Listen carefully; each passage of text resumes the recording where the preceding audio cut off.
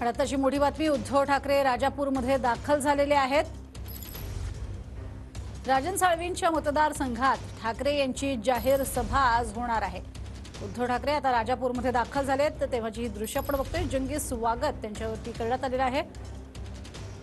फुलांची उधळण करत त्यांच्यावरती असं पद्धतीने स्वागत राजापूरमध्ये झालेलं आहे। राजन साळवी यांच्या मतदारसंघामध्ये आज सभा होणार आहे आणि राजन साळवींच्या कारवाईनंतरची त्यांची ही पहिलीच सभा इथे असणार आहे।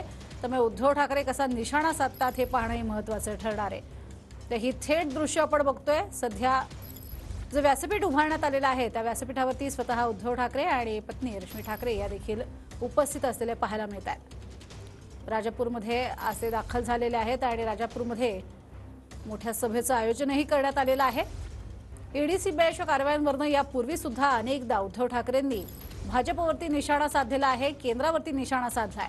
आजही उद्धव ठाकरे यांची तोफ ही भाजपवरती धडाडताना पाहायला मिळेल। अनेकदा मिंधे गट असं म्हणत त्यांनी मुख्यमंत्री